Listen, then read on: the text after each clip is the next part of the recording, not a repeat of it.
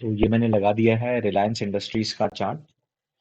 अब यहाँ पे सपोर्ट और रेजिस्टेंस क्या होता है, तो अगर मैं आपको एक सिंपल एग्जांपल बताऊं, तो जैसे हमारे घर में छत और जमीन होती है, तो छत को आप रेजिस्टेंस मान लें और जो अपना फ्लोर होता है, जमीन होती है, उसको आप सपोर्ट मान लें। तो कोई भी स्टॉक जब मूवमेंट करता है तो इन दोनों रेंजेस के बीच में ही मूव करता है। तो अगर हम ये सपोर्ट और रेजिस्टेंस लेवल्स अपने चार्ट पे मार्क कर लेंगे तो हमारे लिए ट्रेडिंग बहुत आसान हो जाएगी, और उसके बेसिस पे हम स्टॉप लॉस भी रख सकते हैं। हमारा स्टॉप लॉस भी कम होगा और उसके बेसिस पे हम टारगेट भी सेट कर सकते हैं। तो यहाँ पे आप देख सकते हो रिलायंस इंडस्ट्रीज का चार्ट है। अब इसको मैं थोड़ा जूम आउट करता हूँ। जब हम सपोर्ट या रेजिस्टेंस की लाइंस बनाते हैं तो हमें एक चीज का ध्यान रखना है कि जितने ज्यादा टच पॉइंट्स होंगे, उतना ही वो सपोर्ट या उतना ही वो रेजिस्टेंस ज्यादा पावरफुल होगा। तो एग्जाम्पल, अब यहाँ पे अगर मैं देखूं तो मुझे एक रेजिस्टेंस पॉइंट ये दिख रहा है और सपोर्ट पॉइंट यहाँ पे दिख रहा है। तो कुछ इस तरह से मैंने यहाँ पे सपोर्ट और रेजिस्टेंस, तो अगर आप देखोगे रेजिस्टेंस में ये यहाँ पे मल्टीपल पॉइंट्स को टच कर रहा है, ये हो गया मेरा रेजिस्टेंस। और सिमिलरली अगर मैं इसको सपोर्ट में आपको दिखाना चाहूँ तो यहाँ पे आप देख सकते हैं, यहाँ पे भी ये मल्टीपल पॉइंट्स में टच कर रहा है। अब और एक चीज आप नोटिस करेंगे, अगर इसी को मैं एक्सटेंड कर लूँ यहाँ पे, तो ये जो हमारा आपका सपोर्ट बना है, ये प्रीवियस रेजिस्टेंस था यहाँ पे। तो अगर आप देखेंगे, ये यहाँ पे कई बार रेजिस्टेंस ले चुका है और वही रेजिस्टेंस पॉइंट अब हमारा सपोर्ट बन गया है। तो नॉर्मली सपोर्ट और रेजिस्टेंस में यही होता है कि जो आपका पिछला रेजिस्टेंस होता है वो हमारा नया सपोर्ट बन जाता है, और जो पिछला सपोर्ट होता है वो रेजिस्टेंस बन जाता है।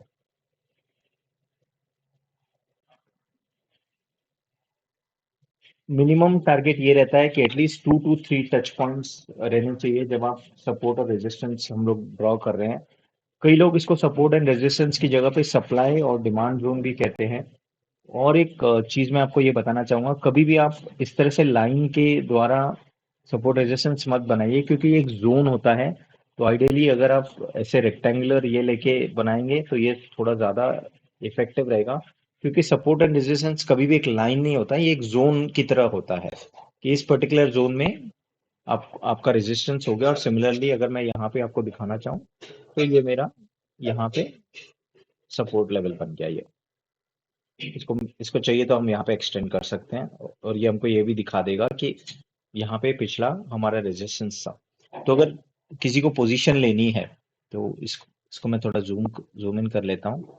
तो अगर यहाँ पे पोजीशन लेनी है तो हमने, जब भी ये मार्केट इस लाइन की तरफ आता है, इसको टच करता है, हम वहां पे पोजीशन बना सकते हैं, अपनी बाई की पोजीशन बना सकते हैं।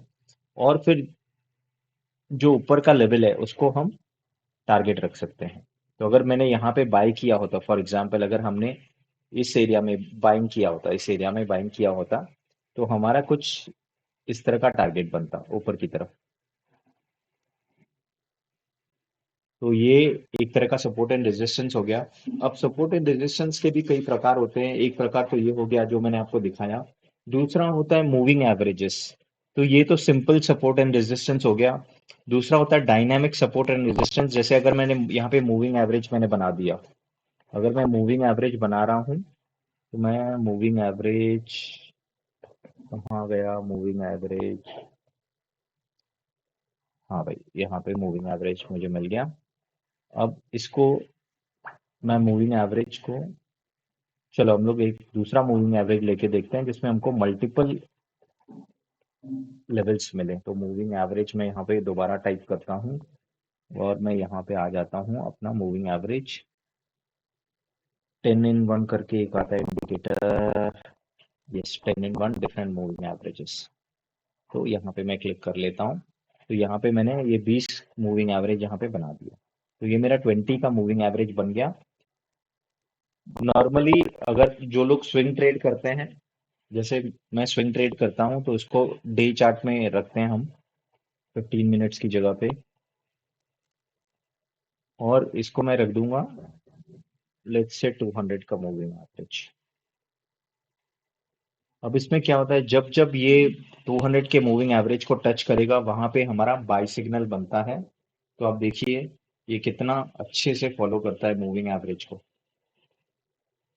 और इसका और एक कॉन्सेप्ट है गोल्डन गोल्डन क्रॉस का, जब 50 मूविंग एवरेज आपका 200 मूविंग एवरेज को क्रॉस करे। तो अगर मैं यहाँ पे 50 मूविंग एवरेज बना देता हूँ तो वहां पे भी हमारा बाई का, तो यहाँ पे देखिए इस पर्टिकुलर एरिया में, ओके इसका मैं कलर चेंज कर देता हूँ, इसको हम लोग कर देते हैं वाइट। ठीक है, बढ़िया बन गया। अब ये पर्टिकुलर एरिया मेरा बाइंग जोन बन गया यहाँ पे। तो यहाँ पे अगर हमने बाय किया होता तो कितना जबरदस्त मूव हमको मिलता।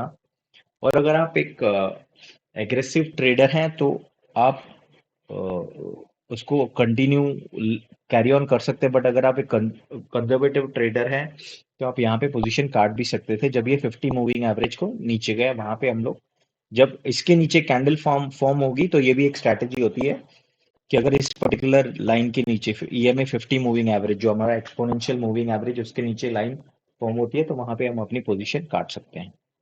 अगर हम कैरी ऑन करना चाहें तो 200 मूविंग एवरेज, अगर हम अपना सपोर्ट 200 मूविंग एवरेज रखना चाहें तो जब 200 मूविंग एवरेज के नीचे कैंडल बनेगा वहां पे मैं अपना पोजीशन कट करूंगा। Otherwise 50 moving average is also a good benchmark, जहां पे उसके नीचे जब मेरी कैंडल बनेगी तो यहाँ पे देखो 50 मूविंग एवरेज के नीचे कैंडल बनी तो नहीं है, यहाँ पे आके बनी है। तो मैं यहाँ तक अगर मैं अपना रिस्क रिवॉर्ड रेशियो देखूं तो यहाँ पे मेरा बहुत ही बढ़िया रिस्क रिवॉर्ड रेशियो बन के आएगा। एक मिनट, अगर हम इसको यहाँ पे स्टॉप लॉस लगा के यहाँ पे करते तो ये हमारा बहुत ही जबरदस्त 1:5 के आसपास का रिस्क रिवॉर्ड रेशियो निकल के आता। तो यहाँ पे आपको अच्छे मूव्स मिलेंगे और आपके नंबर ऑफ ट्रेड्स भी कम होंगे। तो इस तरह से ये हो गया दूसरा कॉन्सेप्ट जो कि डायनामिक सपोर्ट एंड रेजिस्टेंस हो गया। तो पहले मैंने आपको बताया था स्ट्रक्चरल सपोर्ट एंड रेजिस्टेंस जो स्ट्रक्चर के बेसिस पे बना था, जो कि सप्लाई एंड डिमांड के बेसिस पे बना था। और दूसरा ये हो गया, ये डायनामिक सपोर्ट एंड रेजिस्टेंस है जो कि हमारे मूविंग एवरेजेस के बेसिस पे बनता है सपोर्ट एंड रेजिस्टेंस। तीसरा इसमें कॉन्सेप्ट ये सपोर्ट एंड रेजिस्टेंस का जो तीसरा प्रकार है वो ट्रेंड लाइंस होता है। तो फॉर एग्जांपल मैं यहाँ पे ट्रेंड लाइन बना सकता हूँ यहाँ पे, ये देखिए ये बन गया मेरा सपोर्ट। और अगर मैं यहाँ पे रेजिस्टेंस ड्रॉ करना चाहूँ तो ये मेरा कुछ इस तरह से रेजिस्टेंस भी बन जाएगा। तो जब जब मार्केट जब यहाँ पे ऊपर टच करेगा वहां पे मुझे सेल का पोजीशन बनाना है। फॉर एग्जांपल मुझे यहाँ पे सेल का पोजीशन बनाना था और फिर मार्केट नीचे आया, यहाँ पे मैं पोजीशन क्लोज कर सकता हूँ। अगर मुझे नई पोजीशन लेनी है यहाँ पे मैं नई पोजीशन लेके फिर यहाँ पे देखो ये कहाँ तक गए दौड़ा है, ये यहाँ पे मुझे फिर पोजीशन काटनी है। तो इस हिसाब से इस पर्टिकुलर रेंज के बीच में मार्केट कंसोलिडेट हो रहा है, इस पर्टिकुलर रेंज के बीच में मार्केट कंसोलिडेट हो रहा है। तो वहां पे हम लोग जब भी रेजिस्टेंस पे जा रहा है तो सेल का पोजीशन बनाएंगे, जब सपोर्ट पे आएगा तो बाय का पोजीशन बनाएंगे। तो ये तीसरा प्रकार हो गया सपोर्ट एंड रेजिस्टेंस का। सपोर्ट एंड रेजिस्टेंस का चौथा प्रकार जो होता है उसे फिबोनाची कहते हैं। अगर मुझे फिबोनाची ड्रॉ करना है, फिबोनाची रिट्रेसमेंट, तो मैं यहाँ से ले लूंगा और मैं इसको इसके जो लोएस्ट पॉइंट और हाईएस्ट पॉइंट तक ड्रॉ कर लूंगा। तो मैं आपको एक बार फिर से दोबारा दिखा देता हूँ। मुझे यहाँ पे क्लिक करना है, फिबोनाची रिट्रेसमेंट पे क्लिक करना है और इसका जो यहाँ पे लोएस्ट पॉइंट है इसको मैं लेके और इसके हाईएस्ट पॉइंट तक लेके और इसको राइट साइड में एक्सटेंड कर देना है। तो ये इस तरह से आपका फिबोनाची बन गया। अब देखिए ये फिबोनाची का जो क्रूशियल लेवल्स होते हैं वो 50 और 61% के होते हैं। तो अगर आप यहाँ पे देखेंगे जो 0.5 लिखा हुआ है जहाँ पे ये जो 50 का लेवल है, यहाँ पे अगर आप देखेंगे तो ये इसने यहाँ पे सपोर्ट लिया है। तो यहाँ पे मेरी बाय पोजीशन बनती थी, फिर यहाँ से बाय पोजीशन करके वो देखो कहाँ तक ऊपर तक चला गया, मतलब 1325 में मेरा बाय का कुछ पोजीशन बन रहा था और वो गया है 1500-1600 के आसपास। तो यहाँ पे मुझे बहुत अच्छा, यहाँ पे भी एक अच्छा रिस्क रिवॉर्ड रेशो मुझे यहाँ पे, अगर मैं यहाँ पे ड्रॉ करूँ तो मुझे यहाँ पे एक अच्छा रिस्क रिवॉर्ड रेशो देखने को मिलता। और सपोर्ट और रेजिस्टेंस की खासियत ये है कि जब आप सपोर्ट पे लेंगे तो आपको जो स्टॉप लॉस है वो छोटा रहेगा, क्योंकि आपको पता है कि यहाँ यहाँ से मार्केट यू टर्न ले रहा है एक तरह से। तो हमने चार प्रकार के सपोर्ट एंड रेजिस्टेंस अब तक देखे हैं। पहला था आपका स्ट्रक्चरल सपोर्ट एंड रेजिस्टेंस, या उसका ही एक वेरिएशन रहता है सप्लाई एंड डिमांड। दूसरा होता है हमारा ट्रेंड लाइन का जो हमने देखा, और एक प्रकार हमने जो देखा वो फिबोनाची का देखा, और ट्रेंड लाइंस का देखा। तो ये वेरियस प्रकार के सपोर्ट एंड रेजिस्टेंस हैं। और फिर हमने और एक चौथा मूविंग एवरेजेस का भी देखा, तो जिसको हम डायनामिक सपोर्ट एंड रेजिस्टेंस कहते हैं। तो दोस्तों आपका बहुत बहुत शुक्रिया, और उम्मीद है आपको ये वीडियो पसंद आया होगा। अगर वीडियो पसंद आया तो चैनल को सब्सक्राइब जरूर कीजिएगा, और इस तरह के और किस किस प्रकार के वीडियो आप देखना चाहेंगे काइंडली कमेंट बॉक्स में कमेंट कीजिएगा। मैं इस तरह के और अच्छे अच्छे वीडियोज आपके लिए लाता रहूंगा। I hope you like the video. Thank you.